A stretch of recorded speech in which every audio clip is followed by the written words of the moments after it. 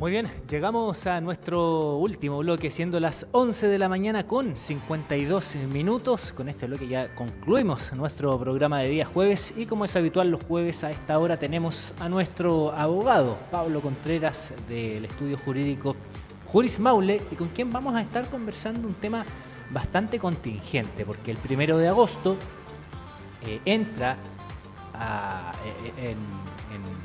en vigencia lo que es esta ley Carin, la que sanciona también y entrega más protección a los trabajadores.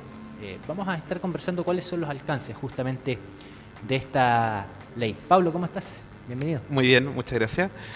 Bueno, efectivamente, el 1 de agosto comienza a regir la ley 21.643, que es la denominada ley Carin. Esta norma, en realidad, para quienes no lo saben, tiene este nombre en honor a Carin Salgado, que era una técnico de enfermería que sufrió una serie de situaciones de acoso en su lugar de trabajo, lo que finalmente desencadenó en el fallecimiento de ella producto de la situación. No vamos a ahondar en los detalles, pero esto finalmente generó en tomar conciencia el riesgo del acoso laboral, ¿ya? Y no solo del acoso laboral, sino también del acoso sexual y la violencia en el trabajo. Especialmente en el sector público, ¿eh? Esto es súper importante porque si bien la ley Carin ha sido tratado como una norma bastante innovadora en esta materia, hay que tener presente que en gran medida la protección a los trabajadores desde el punto de vista del acoso laboral y del acoso sexual ya estaba incorporado dentro del Código del Trabajo. Obviamente esta norma perfecciona la situación, pero establece también criterios y es aplicable a los funcionarios públicos, cosa que antes en parte solamente era aplicable las normas del Código del Trabajo a los funcionarios públicos en materia de acoso laboral. Entonces esto viene un poco a hacer una especie de englobar todas las situaciones laborales que pueden estar sujetas las personas, ya sea en el ámbito público o en el ámbito privado, estableciendo criterios un poquito más específicos, plazos, duraciones en caso de que existan situaciones de acoso laboral y de cómo debe actuar el empleador frente a estas situaciones, cuáles son las medidas que debe tomar. Vamos a entrar un poquito de lleno en esta situación. Y que contempla 18 situaciones también en las cuales que las vamos a estar revisando en un ratito más. Tenemos unas gráficas para ir acompañando excelente. las 18, digamos, causas. Bueno, si ya bien tú lo mencionaste, existía respecto a lo que era definido como acoso laboral, acá dentro de las 18 prácticas que vamos a estar revisando, la gran diferencia con la ley que rige es que no es necesario que sea reiterativo, ¿no? Exacto, es que ese es uno de los temas súper relevantes. A ver, en materia de acoso laboral, ya se entendía que el acoso laboral era una serie de prácticas que sumadas en el tiempo iban generando un acoso propiamente tal. Un ejemplo, de repente una determinada situación por sí sola no era considerado un acoso, pero cuando éstas se iban uniendo a lo largo del tiempo podían generar estas denostaciones, humillaciones, malos tratos a un trabajador al interior de una empresa. Pero ahora la ley hace una distinción y yo creo que es importante tenerla presente. Dice que el acoso laboral se entiende toda conducta que constituya agresión u hostigamiento ejercida por el empleador o por uno o más trabajadores en contra de otro trabajador, por cualquier medio y que se manifieste, y aquí viene lo importante, de manera reiterada o solo una vez. Obviamente aquí también hay que tener presente que de repente determinados actos de acoso laboral no necesariamente por sí solos van a ser acoso. Esto igual hay que tenerlo bastante claro. Entiendo, la ley efectivamente dice ya no es necesario que sean varios actos, sino que puede ser uno solo. Pero obviamente tiene que ser un acto de gran entidad que por sí solo pueda causar acoso. Por ejemplo, cuando a un trabajador se le cambian sus funciones, en principio no parece, mientras sean dentro de las que están marcadas en el contrato de trabajo, no pareciera ser una conducta de acoso laboral. Pero si tú a eso lo ligas, por ejemplo, con que el trabajador de manera anterior hizo a lo mejor alguna denuncia contra el empleador en la inspección del trabajo, o por ejemplo si hay el trabajador claro, o si el trabajador reclamó, por ejemplo, por alguna situación y después le cambian su horario, le cambian sus funciones, le cambian su puesto de trabajo. A veces puedo trabajar en una misma empresa, pero ocurre que yo trabajo en determinado lugar, tengo mi escritorio o el lugar donde donde yo ejerzo esta función y después me dicen, no, tú las vas a hacer en otro lado. Claro, una cuestión que parece muy cotidiana que no necesariamente podría ser un acoso, cuando tú le vas agregando otros elementos, pueden configurar el acoso laboral. Entonces también hay que tener un poco de cuidado con la ley, que si bien establece de manera clara que solo un acto puede ser considerado acoso, si tú los miras aislados cada uno de esos actos, en principio pueden no ser acoso. Pero obviamente un acto donde, por ejemplo, yo a un trabajador lo denosto públicamente o digo que es una persona que no sirve para nada frente a sus demás compañeros, claro, ese acto por sí solo evidentemente puede ser acoso laboral y la normativa anterior exigía que ocurrieran varios hechos para configurar el acoso. Entonces, igual es un tema que hay que mirar con harto cuidado, porque si bien es una norma que busca proteger más a los trabajadores, también esto va a requerir una interpretación judicial de cada una de las prácticas que se consideran acoso laboral. Ahora, igualmente esto no es algo tan nuevo, salvo por el hecho de que se considera acoso un solo hecho propiamente tal.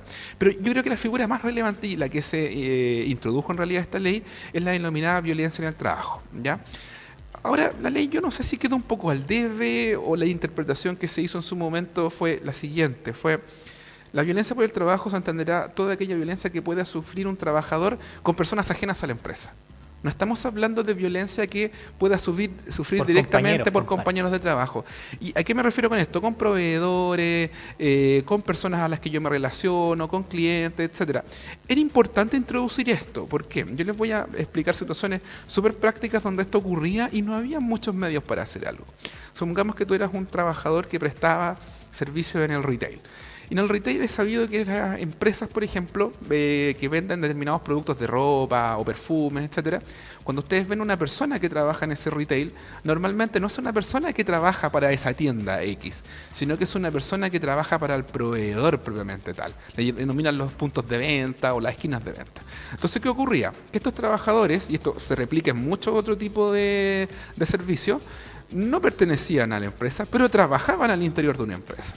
Entonces, si el día de mañana esos trabajadores, que muchas veces, aunque la ley dice que eso no debía ocurrir, quedaban supeditados a las órdenes que impartía la empresa, a pesar de, y con ello me refiero al retail, a pesar de que no era mi empleador directo, y muchas veces ocurría que algunos jefes o algunas personas que trabajaban ahí ejercían actos de acoso laboral en contra de estas personas. Pero en estricto rigor no era acoso laboral, porque no eran ni compañeros de trabajo, porque no pertenecían a la misma empresa, ni era tu jefe, ni era tu superior directo. Entonces se producía una dicotomía en que la persona sufría violencia o sufría acoso, pero no podía denunciarlo, porque no había un medio para denunciarlo, porque la ley no lo contemplaba. Entonces, lo que viene a ser la violencia en el trabajo es llenar un poco este vacío de aquellas personas que muchas veces o prestan servicio para terceros, en los cuales, por ejemplo, típicos son guardias de seguridad también en otro tipo de escenario. Los guardias de seguridad normalmente no pertenecen a la empresa donde prestan los servicios, sino que son de un tercero y no tenían una protección como para poder denunciar a estas personas que podían ser clientes, podían ser proveedores, podían ser jefes de la empresa mandante, etcétera. Entonces, esta norma viene a complementar eso. ¿Por qué la ley no habla de la violencia de los compañeros de trabajo? Son varios los motivos en realidad que se aducen. Yo creo que igualmente podrían haberle incorporado. Una, porque pueden constituir actos de acoso laboral y bueno, estaríamos en la otra causal. O en segundo término, porque también son causales de terminación del contrato de trabajo. Es decir, si yo sufro actos de violencia de parte de un compañero de trabajo, es derechamente una causal de término de contrato. Y por ende las medidas que el empleador puede o debe tomar justamente van un poquito en esa línea. Porque muchas veces el acoso laboral o violencia en el trabajo no tan solo es en relación asimétrica, ¿no? De un jefe, exacto, de un superior a un empleado, sino también dentro de la misma exacto, y aquí entra el concepto del moving laboral, porque una cosa es que efectivamente el superior jerárquico realice en el fondo actos de acoso laboral hacia un trabajador, pero también puede ocurrir que varios trabajadores realicen actos de acoso laboral a un trabajador en concreto por cualquier motivo. La ley habla de razones de sexo, de ideologías políticas, de salud, de discapacidad. Son varios los motivos por los cuales uno podría sufrir acoso laboral o discriminación al interior de la empresa y esos actos deben ser condenados. Ahora, lo importante en esto, ¿y qué es lo que hace la nueva ley por esto? Porque solamente no estamos hablando de las definiciones que se puede entender por actos de acoso, actos de violencia y acoso sexual. La nueva ley lo que hace es establece plazos más definidos y establece posibilidades de los trabajadores para reclamar.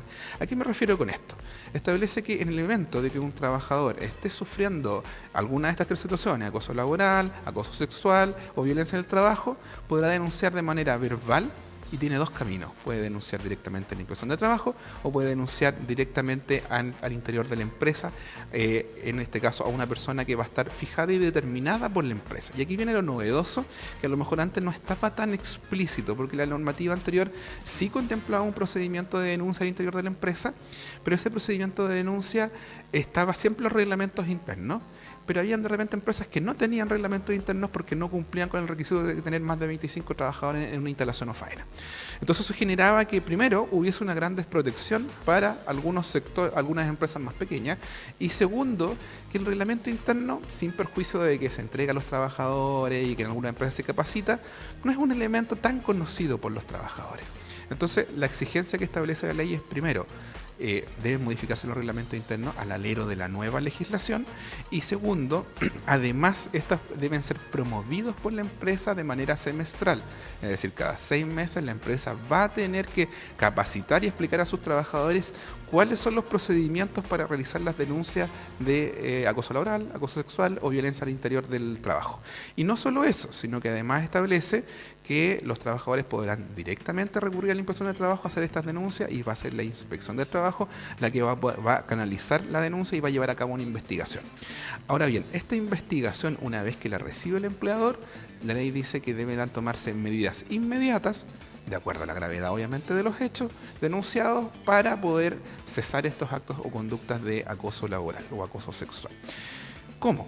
La pregunta en realidad. Mira, la verdad es que las medidas son bastantes, pero normalmente la medida que se toma o que se ha tomado hasta ahora en los procedimientos, porque este procedimiento ya existía en la normativa anterior, es que la separación de los trabajadores o que la persona que está, el jefe directo, deje de ser el jefe directo mientras dure la investigación, dependiendo obviamente de la gravedad de la situación que se está denunciando, y siempre también en la medida de lo posible, porque evidentemente en una gran empresa, en un retail, quizá va a ser bastante sencillo que hacer las modificaciones necesarias para que estos actos cesen.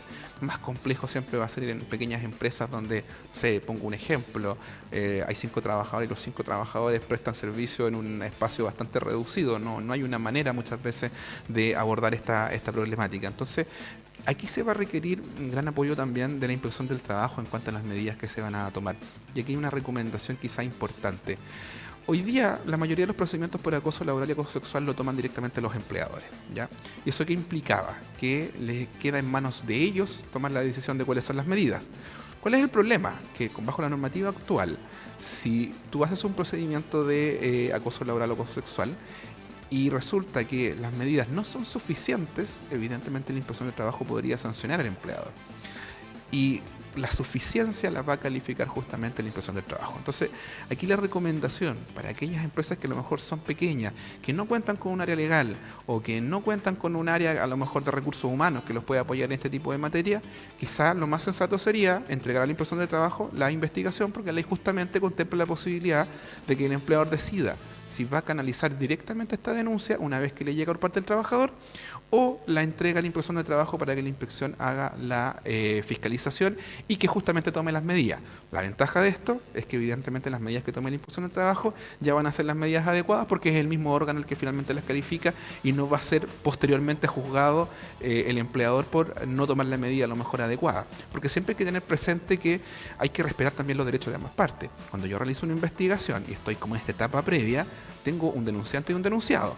Debo tomar las medidas necesarias para resguardar al denunciante, pero también tiene que esto imperar en un área de igualdad, porque también hay una posibilidad de que esa denuncia no sea real o no sea tal o no constituya acoso laboral. Por ende, también hay que tener claro que esto no es desnivelar la balanza e inmediatamente juzgar antes de terminar la investigación a quien está siendo denunciado, sino que también se deben respetar los derechos de esa persona, porque podría ocurrir el fenómeno contrario. Yo podría tomar medidas desproporcionadas en contra de este trabajador, muchas veces conocidas por toda la empresa, y obviamente ese trabajador podría ser apuntado por toda la empresa si yo no tomo adecuadamente este procedimiento, y resulta que de la prueba que se logra determinar en la investigación resulta que era inocente, pero todo las medidas que yo tomé ya generaron un daño, y esa investigación podría haber generado una vulneración de derechos ahora a la otra parte. Entonces hay que tener un poquito de cuidado respecto de cómo se va a adoptar este procedimiento de investigación, y por eso la recomendación es que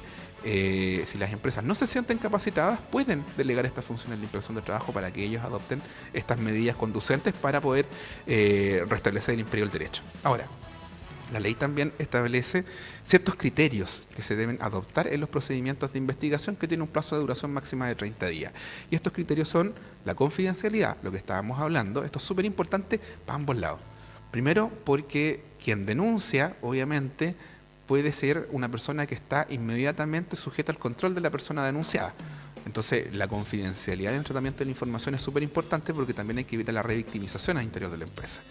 Pero también la confidencialidad hacia el denunciado, porque ya hablamos de que el denunciado podría ser una persona que en realidad no es el culpable o por lo menos no cometió los actos que se están señalando. Imparcialidad, también lo mismo que hablábamos, tengo que recibir la denuncia, adoptar las medidas, pero tratar de ser lo más imparcial posible. Y esto es tremendamente relevante cuando la persona denunciada muchas veces puede ser cercana a quien está realizando el procedimiento de investigación. Y esto ocurre especialmente en las empresas más grandes, en las empresas más pequeñas, porque normalmente los mandos medios van a ser personas cercanas al dueño de la empresa o al gerente o al administrador de la empresa. Entonces, la imparcialidad es tremendamente relevante en cuanto a dar veracidad a los dichos, respetando también los derechos de la otra parte. Y finalmente la celeridad en el proceso, o sea, lo que la ley compele es que esto tiene que ser rápido. No sirve una denuncia por acoso laboral si va a tardar 6 meses. Entonces la ley lo acota a 30 días de investigación. Y por último, la perspectiva de género. Este es un elemento que se ha ido incorporando en la mayoría de las normas desde hace bastante tiempo ya.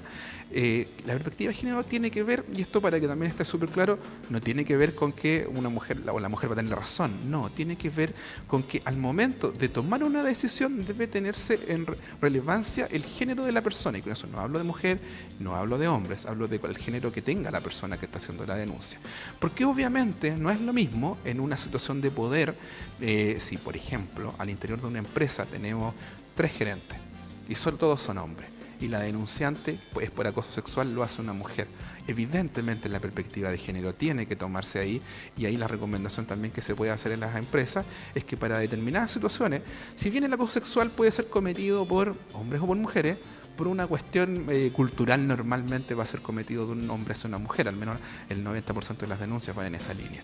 Por ese mismo motivo, de repente se recomienda que quien lleve a cabo la investigación sea una persona afín al mismo sexo de la persona que hace la denuncia. Esto no está en los criterios que establece en este caso la Inspección del Trabajo a través de una circular que sacó, pero evidentemente hay muchas cosas que van a tener que aplicarse al sentido común. Está pendiente todavía un reglamento que tiene que desarrollar el Ministerio del Trabajo y Desarrollo Social para determinar los criterios que se van a tener que llevar a cabo, más extendidos de los que estamos hablando acá, respecto de del procedimiento de investigación. Ya no va a ser tan simple, ya no va a quedar a criterio del empleador, van a establecerse criterios y pasos concretos a través de este reglamento, los cuales va a tener que respetar el empleador, reglamento que si bien aún no se publica, ya se esbozó en la circular de la Inspección del Trabajo ciertos lineamientos, y la verdad es que las empresas van a tener que incorporarlo. Y ojo, que estamos hoy día, ¿a 16 de julio? Y esta norma entra en vigor el 1 de agosto, es decir, los empleadores... 18 de julio. Estamos 18. Estoy medio perdido en la fecha. O sea, faltan 12 días en el fondo para que esta norma entre en rigor. A las empresas se les recomienda que inmediatamente empiecen a adoptar este procedimiento. Ahora, ¿qué pasa con las empresas que tienen menos de 25 trabajadores y no tienen reglamento interno? La ley dice que deberán establecer un protocolo de denuncias de acoso laboral, acoso sexual y violencia al interior del trabajo, y además de prevención. Esto es tremendamente importante porque esta norma no solo se aboca, y aquí hay una gran diferencia con la normativa antigua, a enfrentar la situación de acoso, sino que además de realizar prevención permanente por parte del empleador hacia sus trabajadores para evitar que esto ocurra. ¿Cómo? A través de capacitaciones, a través de charlas, a través de inducciones que hablen específicamente de cuáles son las medidas que se pueden tomar, dónde se puede denunciar y cuáles son las consecuencias laborales para los trabajadores que cometan estas situaciones de acoso en contra de otro trabajador. Y especialmente, y esto es tremendamente relevante, como una obligación legal, ¿dónde y a quién denunciar y cuáles son los mecanismos? Y eso tendrá que permanentemente estar avisándose por parte del trabajador, del empleador a los trabajadores, perdón. Pablo, ¿te parece si revisamos? No las 18, pero algunas más importantes de las gráficas que tenemos preparadas de estas 18 acciones que pueden eventualmente constituir o ser sancionadas por esta ley CARI? Así que, Eso. cuando quiera, señor director, tenemos las primeras 4 gráficas. Perdón, las primeras 4. Restringir a un subordinado las posibilidades de hablar, separar a un trabajador de sus compañeros, cambiándolos de lugar, que es algo que tú abordabas.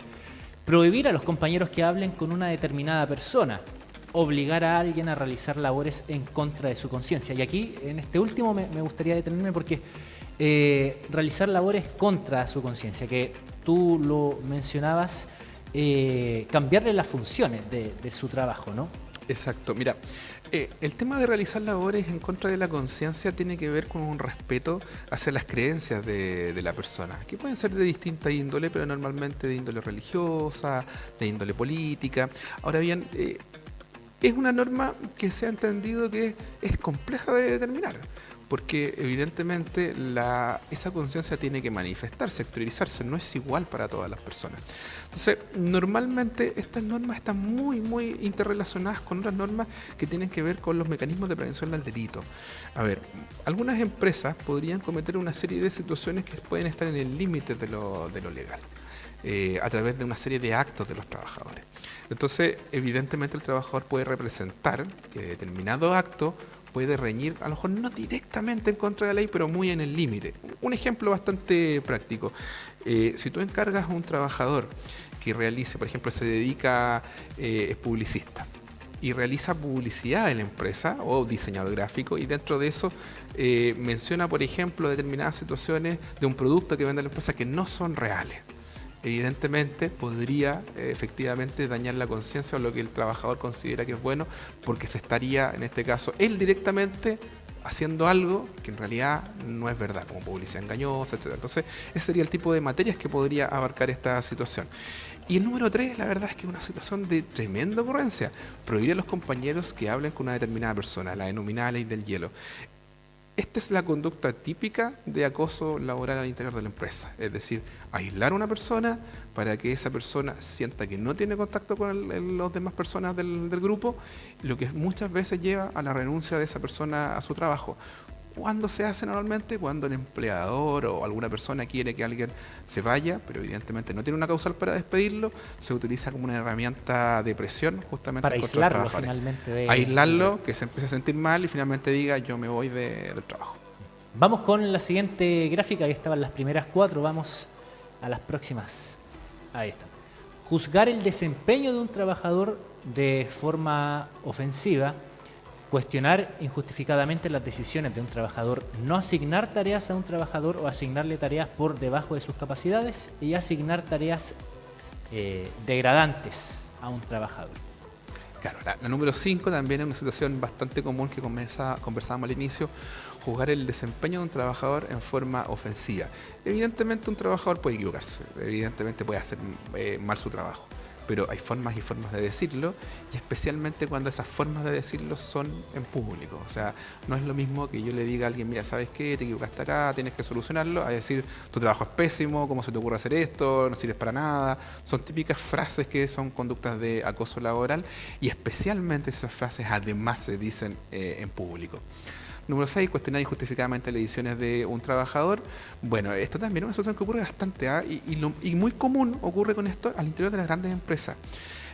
Normalmente un trabajador envía un informe donde se copia a un montón de personas de la empresa que tienen que ver con este informe, y empiezan a llegar una cadena de correos. Esta es una conducta muy típica, criticando cómo se hizo ese informe y diciendo que la decisión tomada es muy mala, que cómo se le ocurre obtener este enfoque. Entonces, y muchas veces más tiene que ver con el trabajador que con la calidad del producto o el informe entregado. Entonces, estas son conductas que son bastante comunes. La número 8, asignar tareas degradantes a un trabajador. Bueno, evidentemente hay que tener bastante cuidado con qué podemos entender como tareas degradantes en un trabajador, porque la verdad es que las tareas degradantes, hay un límite entre dos cosas que son distintas. Una, que yo le asigno a un trabajador labores que no son de su función. Por ejemplo, si alguien se dedica, no sé, pues, a elaborar informes, y yo le digo que tiene que ir a terreno a ver cómo está el clima. Evidentemente son tareas distintas, pero no necesariamente degradantes. Entonces, esta va a ser una de las más complejas de aplicar, dependiendo del contexto del trabajador. Por ejemplo, si a un gerente se le pide que vaya a tomar la pala, para él podría ser degradante, considerando que a lo mejor no es su labor. Evidentemente para un trabajador que sí tiene esas labores no lo va a hacer. Entonces el contexto y la forma en que se aplique esa norma va a ser gravitante, porque no toda conducta va a ser degradante para un trabajador, pero sí la podría ser para otro trabajador. Avanzamos en la siguiente gráfica, las próximas 4. Asignar tareas con datos erróneos a un trabajador, no establecer comunicación directamente con un trabajador, tratar a un trabajador como si no existiera, que es muy similar a la... Sí. Y criticar reiteradamente la vida privada de un trabajador. El número 9, asignar tareas con datos erróneos a un trabajador, ocurre, es como inducirlo al error, ¿no? Mira, y ocurre bastante, pero en un contexto un poquito diferente. Dentro de las conductas típicas de acoso laboral está asignarle tareas a un trabajador que no van a servir de nada. Ejemplo, ordenarle hacer un informe que después no se va a usar. O ordenarle que, por ejemplo, vaya a hacer una investigación en determinado lado, y esa investigación después no se usa para nada. Quizá una sola conducta, y aquí entramos a este detalle de que muchas veces se va a requerir igualmente que sean varias conductas. Claro, es normal dentro de una empresa que un trabajador se le asigne una tarea y que finalmente esa tarea no sirva porque el contexto a lo mejor del objetivo de eso ya cambió y algo hizo que en realidad ya no sea necesario. Pero si esto es permanente, si esto es reiterado, si permanentemente se le entregan tareas y permanentemente esas tareas y el producto de esa tarea no sirve de nada porque no se va a usar y siempre pensó en usarse, claro, entramos dentro de esta calificación. No establecer comunicación directamente con un trabajador. Este también es un tema súper complejo. Les pongo un ejemplo. La persona que está a cargo de un trabajador, por cualquier motivo, empieza a decirle a otro trabajador que le diga a él que él impartió una orden. Es la típica conducta que parece de niño chico, pero que efectivamente puede generar situaciones de acoso laboral porque estoy aislándolo. No le estoy dando una retroalimentación y estoy a través de un tercero que muchas veces va a ser un par, dándole una orden y además anteponiendo a una persona que es un par como si en realidad fuera un superior jerárquico. Parece algo pequeño a lo mejor y que algunos empleadores puedan hacerlo, pero que sí puede traer consecuencias a largo plazo. Y la última, que criticar reiteradamente la vida privada de un trabajador, bueno, me parece que eso no amerita mayor explicación. Claro. Vamos a la siguiente gráfica, las próximas 4. Terror telefónico realizado por el acosador, dejar en ridículo a un trabajador, insinuar que un trabajador tiene problemas psicológicos y burlarse de las discapacidades de un trabajador. Bueno, las últimas 3 me parece que por sí solas quedan bastante claro. Terror telefónico realizado por el acosador. A ver, esta definición puede ser es realmente amplia. Aquí abarca muchos casos, ¿ya? Aquí tenemos las típicas conductas de acoso donde el empleador llama permanentemente a un trabajador y le dice que... O manda WhatsApp, ¿no? A eso quería llegar. Muchos consideran WhatsApp como una herramienta oficial interna para el flujo de información. Mira, aquí hay bastante jurisprudencia al respecto de si el WhatsApp puede o no utilizarse en el marco de las relaciones laborales. La verdad es que la jurisprudencia ha pasado desde prohibirlas absolutamente, de decir que el WhatsApp personal del trabajador no puede ser utilizado en el marco de las relaciones laborales, a hoy día flexibilizarlo dependiendo del contexto de la relación laboral. Si yo trabajo contigo en el día a día a través de una supervisión directa, evidentemente no tiene sentido que yo te esté impartiendo instrucciones por WhatsApp. Siempre hablamos dentro del horario laboral, porque cuando son fuera del horario laboral, con mayor razón podrían constituir acoso laboral. Pero si nosotros trabajamos de manera separada, a lo mejor tú trabajas en terreno, siendo un vendedor, el WhatsApp se transforma en una herramienta de comunicación y en razón de ello se permite hoy día la utilización del WhatsApp. Lo que importa es el contenido y la forma. No es lo mismo que yo te esté escribiendo si tú estás al lado mío o en la misma oficina, acá en WhatsApp, para pedirte reportes de tus labores y además criticando tus labores, a que yo pueda utilizarlo como un medio de comunicación para decir, mire, pasó tal cosa, por favor, hacer esto. Evidentemente eso no es una conducta de acoso. Entonces también siempre va a depender un poco del contexto. Pero ¿qué cosas son evidentemente situaciones de acoso laboral en la utilización del WhatsApp? Enviar WhatsApp fuera del horario, encargar labores a través de WhatsApp en días inhábiles, mandar WhatsApp a los trabajadores cuando están con licencia médica, conducta tremendamente típica y común, enviar WhatsApp de manera permanente, es decir, por ejemplo, así no termina la tarea, 5 minutos después, terminó la tarea, 7 minutos después terminó la tarea, evidentemente a lo mejor ese acto por sí solo podría ser normalizado, pero a lo largo de una serie de mensajes en el tiempo, evidentemente sí podrían ser conductas de acoso laboral. Entonces hay que tener claro cuáles son los límites por parte del empleador y hasta dónde se puede llegar. Y es por eso también que es súper importante que las empresas en este protocolo de acoso laboral establezcan canales de comunicación, porque muchas veces puede que el empleador en realidad no sienta que está cometiendo actos de acoso laboral y el trabajador sí sentirse acosado. Entonces, establecer una etapa de intermediación entre el jefe directo y el trabajador podría solucionar muchas veces la mayor parte de los problemas. Nos vamos a las últimas dos, que son las siguientes. Imitar de forma burlesca los gestos y voces de un trabajador. Es como muy infantil. Y burlarse de la vida privada de un trabajador que creo que está repetida, parece. Repetida, está repetida. Claro, ahora hay que tener claro que estas 18 son solamente un criterio orientador para que la gente tenga claro más o menos qué puede entenderse como una conducta de acoso laboral. Pero las conductas de acoso laboral, acoso sexual o violencia al interior del trabajo son múltiples y va a depender en gran medida del contexto de la relación laboral, las funciones que tenga el trabajador, si trabaja en el servicio público, si trabaja en el servicio privado. Son muchos los escenarios y en realidad siempre deben analizarse a la luz de la situación particular de cada trabajador. Las recomendaciones hoy día para las empresas: adoptar prontamente estos protocolos, ya sea a través de un protocolo para quienes no tienen reglamento interno porque no están en la obligación de hacerlo, y para las otras empresas adecuar los reglamentos internos. Para los trabajadores, asesorarse especialmente en la inspección del trabajo si tienen alguna duda, o también con el mismo empleador que tiene hoy por hoy, a contar el 1 de agosto, la obligación de entregar información a sus trabajadores respecto de las situaciones de acoso laboral, acoso sexual y violencia, y cuáles son los protocolos para poder hacer la denuncia. Pablo, me hacen el alcance. Uno es criticar la vida privada del trabajador y la otra es burlarse. Ahí está la diferenciación y ahí estarían las 18. Eso. ¿En qué momento se requeriría de un abogado? Porque tú lo mencionaste, puede ser denunciado a un superior en este caso, siempre y cuando no sea ese mismo superior el que está ejerciendo la... Claro. Lo que pasa es que aquí hay que tener claro que las conductas de acoso laboral y acoso sexual pueden arribar en una situación en que el trabajador considere que es insostenible mantenerse en la empresa, independiente de estos protocolos que establece la ley. ¿Por qué motivo? Los motivos son bastante básicos. Empresas muy pequeñas donde el acosador es el dueño de la empresa, independiente que ellos hagan la denuncia, tenemos muy claro que para la foto esa denuncia se va a hacer y el procedimiento se va a tomar. Pero muy probablemente ese trabajador se va a sentir incómodo, no va a querer volver al trabajo. Entonces, cuando se generan conductas de acoso laboral y estas finalmente son comprobadas a través de esta investigación, el trabajador también tiene la opción, que es doble, de permanecer en el trabajo y esperar que obviamente se cumplan los compromisos establecidos, o autodespedirse y poderle terminar la relación laboral por estas conductas de acoso laboral, que es una causal de autodespido para el trabajador.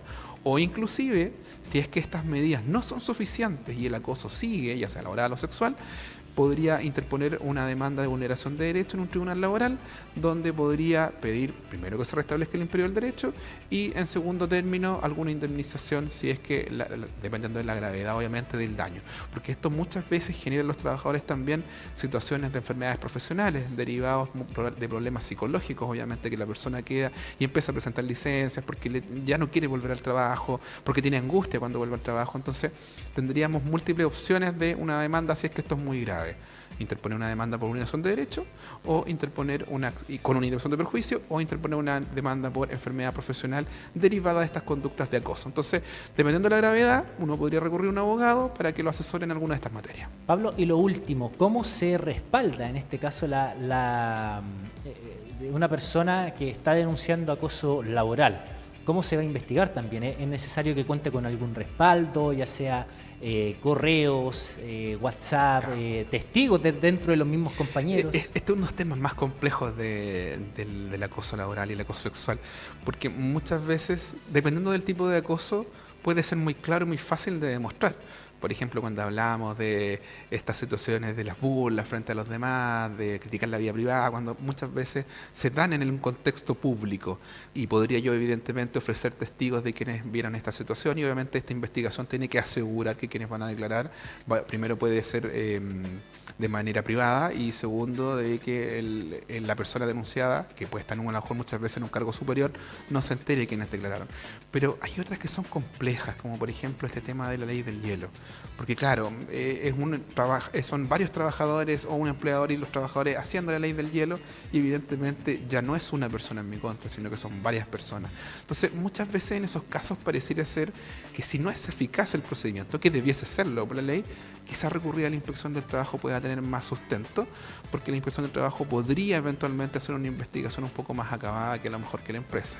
Pero es complejo. La recomendación es reunir la mayor cantidad de pruebas, el tema de los correos, el tema de los WhatsApp, ir enviando, por ejemplo, si ustedes tienen una situación puntual que les pasó con el empleador, pueden perfectamente enviarle un correo señalando que no les gustó esa actitud que tuvo, y ese correo va a servir de respaldo el día de mañana si se vuelve a repetir, porque ustedes ya dieron cuenta de esta situación. Pablo Contreras, del estudio jurídico Juris Maule, lo encuentran en www.jurismaule.cl, y ahí hay tipos de asesorías que brinda este estudio jurídico. Exacto, ahí nos pueden contactar, nos pueden llamar por teléfono, nos pueden dar un WhatsApp y agendar una hora, y los podemos ayudar con su situación, y dependiendo del caso ahí podemos ver el tema de los honorarios, siempre podemos dar facilidades también de pago. Perfecto. Bueno, el programa del día de hoy bastante extenso, bastante variado. Pedimos disculpas si nos extendimos, pero hasta aquí llega. Mañana nos reencontramos a contar de las 10 y a las 14 en breve en las noticias de media tarde. Que esté muy bien. Buen jueves.